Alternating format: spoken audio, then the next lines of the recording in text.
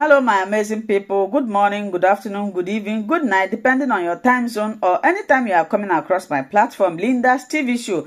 If it's your first time and you like what you are watching, kindly subscribe, put on your notification bell to all notification. In that way, you'll be able to know when we upload a new video. Here we react to all forms of videos.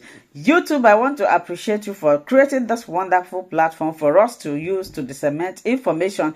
And at the same time, I put a disclaimer that here in Linda's TV show, we do not promote hate speech. We do not promote misleading information. We do not promote violence. Linda's TV show is here to educate and inform the members of the public about what is happening in the world. The leaders of Ecowas met this afternoon in Abuja at the instance of President Bola Tinubu, who had said previously that military coup is unacceptable and will not be accepted in any part of Africa, although he's chairman of the Ecowas Authority of Heads States and Governments. And he had also made a similar statement when he went to Nairobi for an extraordinary meeting of the African Union. And now today, leaders of states in West Africa took a resolute decision and said what has happened in Niger, the takeover of power, the detention of the president and his family and members of his cabinet will not be accepted. And they've now given a 7-day ultimatum, including sanctions, closure of the border, and also likely military intervention in Niger, just to send a very strong message to Niger. The EU has also similarly said it is suspending aid to Niger. The US and also the United Nations have also similarly condemned the development in Niger. What's your take on the development in Niger, and what does the coup in Niger mean for democracy in West Africa? Well, thank you very much. I think the first thing to understand is that the democratic space itself is elastic. It can contract and it can expand. And you can also have democratic reversals when the gains of democracy are reversed. Especially in French-speaking West Africa and French-speaking African countries, we've seen increasing tendency for military usurpation of power. Prior to this, what we had was constitutional coups by which a number of elected leaders decided to extend their term limit. So, but the one in Niger is very interesting for a number of other reasons. First, you'll recall that when Mali decided they no longer want American base, it moved it to Niger. So both America and France, they have military bases in Niger. And as you know, there's the current president has a strong, leaning towards the West, which runs against the trend in the country. There's anti-West European, especially anti-France feelings. So that is one of the things you are going to take into consideration. In fact, the former president Mohammed had argued that the French military contractor Wagner had been mounting campaigns against the government. Because if you look at Mali and Mali, Central African Republic, even Burkina Faso, you see there's a strong presence of Wagner, the Russian military contractor. And in the wake of that military coup, there were some people carrying the Russian flag, which might be a kind of thumb down to the Western powers. So let's see what really ECOWAS can do, because don't forget that there had been coups in Guinea and in Mali, and ECOWAS have been engaging on shuttle diplomacy without being able to restore constitutional order. Is it likely to do so in Niger now? You can say that the West European countries have strong interests in making sure that it is reversed because the president has strong leaning towards them. But so also is Wagner, so is also is Russia, even though it did not openly support the coup, interested in making sure that the bases do not stand, and that the coup is an opportunity for the country to extend its influence in the Sahel. So we see how it goes. One of the things we should point out is that it's increasingly more difficult for West African leaders to do as they previously did with ECOMOG, or as they did in Côte d'Ivoire in 2010, where they forced Gbagbo to leave office, or in 2016 where they forced Adama Barrow in the Gambia to leave after Yahya Jammeh refused to leave, because most of them now are engaged in one form of coup or the other. Our friend Ajibo Ibrahim wrote a piece recently in the Premium Times in which he argued that electoral malpractices is itself a form of military coup. So with so many of the leaders themselves either illegally extending their tenures, they seem to lack the moral unction to push hard for a reversal of unconstitutional change of power in the subcontinent. Okay, I'll come to the point you raised about Wagner and the countries in Africa, because that's also something that is related to our next line of conversation, the Russia-Africa Summit. But let me ask you, is coup a solution to insecurity and bad governance? Because what these coup plotters, whether in Guinea-Conakry or Mali, or Chad or Niger they talk about insecurity, they talk about bad governance. Now, what alternative can they possibly offer? I think the military coups also itself is a demonstration of frustration with our democracy. But you posed a legitimate question, what can be the alternative? Many of the young people that did not grow up or were not matured during the period of the period of apogee of military rule in Africa, for example, will not understand what it means. So while some will see any change of government from the crisis of governance that they felt democracy has failed to resolve, while some of them will opt for military, anything but the existing arrangement. Some will opt for that option. Others are going for, the linking from the state and moving into some kind of chauvinistic contraptions where they believe, for example, they will better be able to negotiate meanings. So it's not really that it is a solution, but it's a question of what an alternative. We know, for example, that those of us who are old enough to experience military rule, that we will argue that the worst form of civil rule will always be better than the best of military regimes.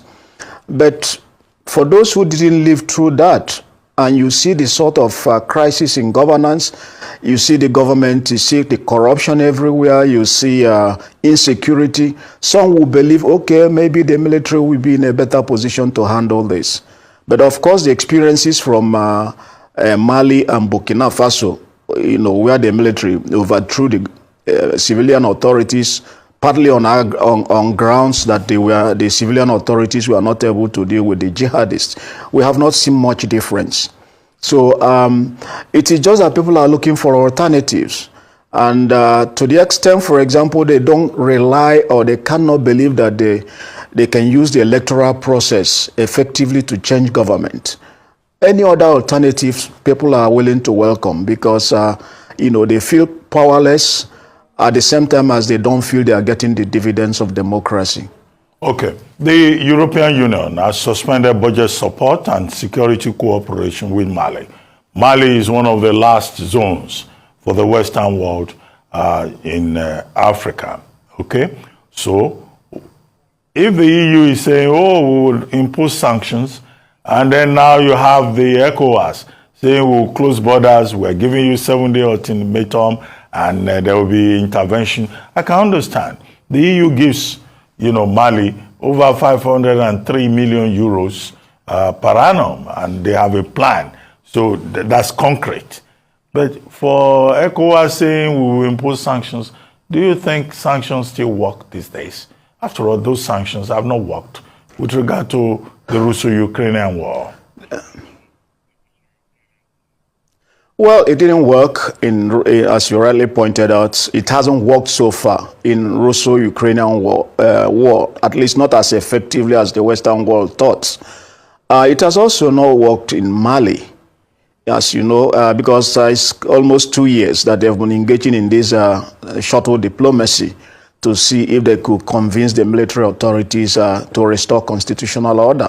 So we can say at this stage that more likely, if you go to the UN Security Council, more likely Russia will veto it because it's become the French West African country has become a new battleground, in my own opinion, where you see a receding influence of the West, of France in particular, and an attempt for Russia to project its power onto that space. So it's become another, especially now in this context of the war, where some people believe that one of the aims of the Western world in that war is to turn Ukraine into a sort of Vietnam for Russia, and by so doing whittle down its influence, whittle down its power, and whittle down its ability to project power onto the global stage. So it's an interesting time. Don't forget, let me mention what happened now in the second US-Africa summit. One of the interesting things that happened there is that Putin has promised to help African countries to, get some kind of compensation for the damages done by colonialism. You can say it's just plain, it's just rhetoric, but it's the kind of things that African leaders. I'll come to that. But let's talk still on Niger, which is a neighboring country. President Tinubu is chairman of ECOWAS and all of that. Why is a coup in Niger an issue for us in Nigeria? And why should the fact that there are coups across about 5 West African countries, Niger, Chad, Mali, Burkina Faso, Guinea-Conakry, an issue for us in Nigeria? Is it because President Tinubu is chairman of ECOWAS, or there are other things that we need to worry about, particularly the Mali effect, as it is known in international relations? No. In the current, presently, what we call non-interference in the internal affairs of other countries, sovereignty, is not what it used to be. There is also what we call responsibility to protect. R2P? In this sense, that's one of the R2P is one of the justifications countries now invoke, to be able to interfere or intervene in countries, because when citizens feel powerless, then it becomes an obligation. The second reason is that what affects one country these days tend to affect all. For example, if we share border with Niger, if the crisis gets out of hand, we will be overwhelmed, by refugees. So at least from the perspective of self-preservation and national self-interest, we have to be interested. But let me say that our interest precedes that of Bola Tinubu being the president of the authorities of the heads of states. No, it's always when they are the supplementary protocol on democracy and many other protocols on good governance clearly said that coups are no longer acceptable modes of coming to power. And but what we have seen, it used to be that the coup makers will quickly civilianize themselves, take off their khakis and put on suits or abadas. And then they started to extend the tenures, and recently they more brazenly now come up to overthrow constituted authority. And let me also say that quite often the sentiments on the streets are with the coup makers. That is the irony. For example, if you go to Niger, you'll find out that there's a strong anti-Western sentiments. And Bazoum is very, very pro-West. just like Sisufu, the man that handed over power to him, was very pro-West. And this, contradicts, it's in contrast to the popular sentiments in the streets, which is against France, against the West, and increasingly leaning towards Russia. We don't know whether it's genuinely leaning towards Russia or whether it's just an attempt to thumb down on the Western powers. Okay, very good. It's good that you mentioned Russia, and we can just go quickly to the next topic. Earlier on, you talked about military bases in Africa, military bases showing up particularly also in West Africa. The Russians, through the mercenary military wing of the Russian government, the Wagner Group, they are in Central African Republic, they are in Sudan, they are in Mali. The people even invited them to Mali. Now, we just had the Russian-African Summit. At that Russian-African Summit, attendance was poor compared to 2019. 17 African leaders showed up, even if total, we had 43 international organizations in attendance. But you had Mali and the Central African Republic leaders going there and expressing gratitude to Russia. Do you think that there is a problem here? Do you think that the coup plotters in Niger are likely to embrace Russia and the influence that foreign military bases exercise in Africa? How much of a threat does that pose to stability and democratic consolidation? Well, it is actually a threat.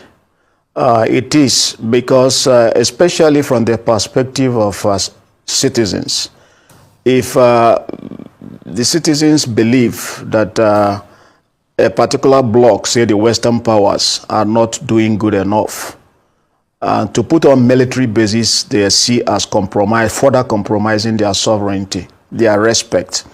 So, and you can see with a tiny country like Niger of only 25 million people having 2 military bases, that I think helped to inflame the anti-Western feelings. Apart from the fact that France has its hold on its former colonies was not giving it a breathing space, even to have their own currencies. So the sentiment has to be respected that having military bases is not the way to go. But then the Western powers, or the Eastern powers, or the other powers, they need it. That's one of the things they have to negotiate. But in the case of, say, Niger, for example, will Wagner be the solution? We have to find a way of moving beyond the propaganda from both sides. Both sides are giving a lot of propaganda, so we do not know. In Central African Republic, for example, you can see that the Wagner even runs they have some official positions. I mean, the Russian nationals. So it is it that, and another thing, for example, that they said during the Second Africa Summit that resonated very well with the African country was they said they want to promote a multipolar world order. In other words, it is not a world in which there's just one superpower, because they believe that was, that has been working against the interest of many countries. But of course, it is about promoting Russian interest. So we don't know how this will work out. But I don't think that very much is going to come out of this threat of Ecowas for the use of force. For sure, Russia will veto it in the Security Council. Okay, will you say that the Russian-African Summit is a miscalculation? Russia calling for an African summit in St. Petersburg at a time when Russia had pulled out of the Green Deal, Black Sea Grain Initiative. Black Sea Grain Initiative, I'm not sure. Which affects mostly African countries. And then these African countries went there. 43 of them attended in 2019. This time around, the 17 showed up. But Russia is blaming the US and its allies. So do you think that our leaders are beginning to wake up? Okay. I wouldn't put it in such ideological terms. First of all, 17 heads of government came, about 5 vice presidents, and there were 43 delegations. Yes, it was below expectation, but Russia wanted to make a point that despite the war, it was having, things were still going normally. I think part of the reasons that there was probably a relatively low attendance, especially from some African countries, was Biden had taken this hard stance that if you're either for them or you are against them.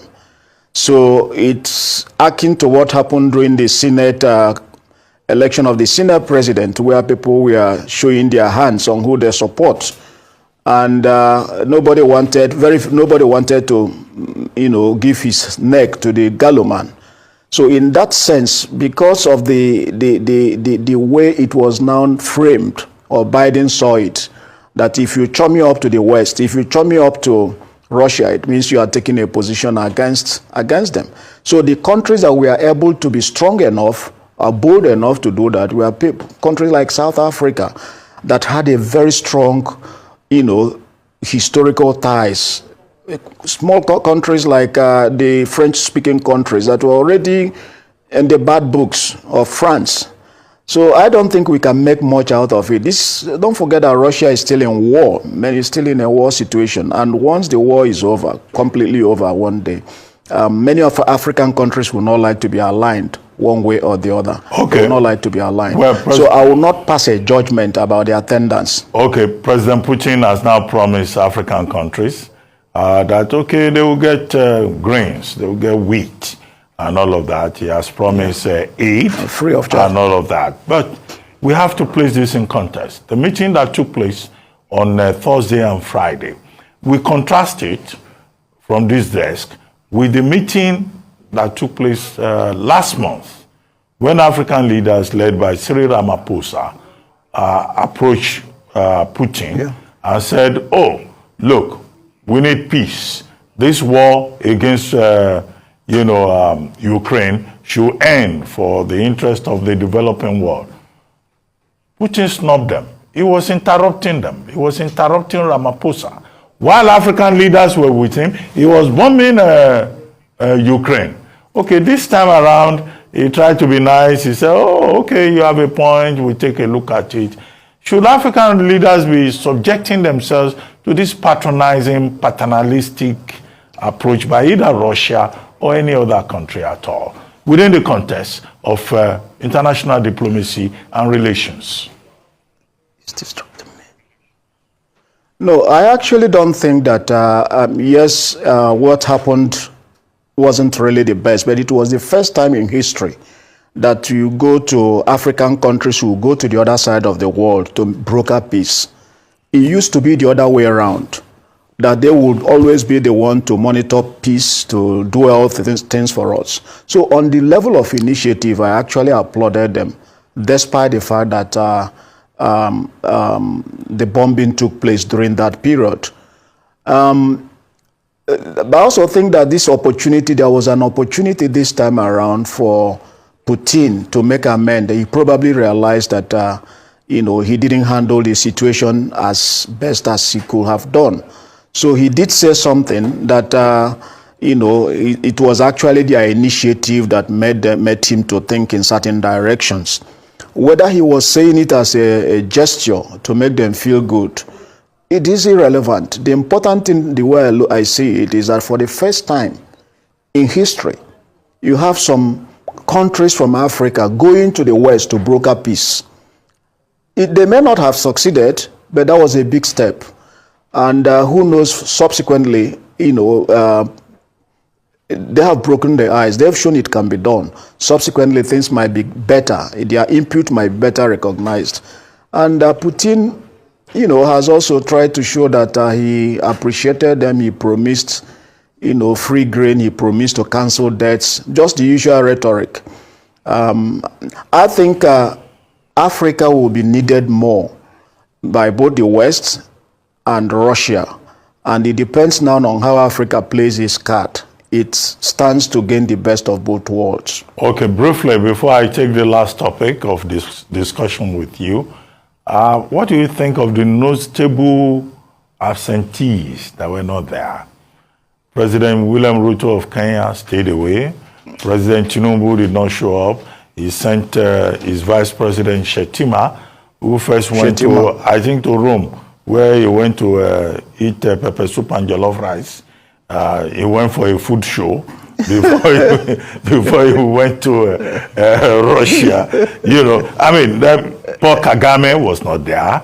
Chisekedi of DRC was not there. But yes, 17 people showed up. Do you think we need to make any heavy weather out of the absenteeism? Dr. Abati, all the people you mentioned are very strong allies of the West. For Kagame, you mentioned, don't forget, has a deal with Britain about resettling political asylum seekers. So you don't, you know, it's a survival thing. As I said, it is too early to know, you know, to make. Hello, my wonderful people. As we have finished watching this interesting video, please, I want to see your comment, your contribution, your opinion in the comment section. Like I said earlier, let us do it constructively. Tell me what you think about this video that you have just watched, and also about the platform. If you haven't subscribed, what are you waiting for? Please remember to subscribe, put on your notification bell, share this video, and remain blessed.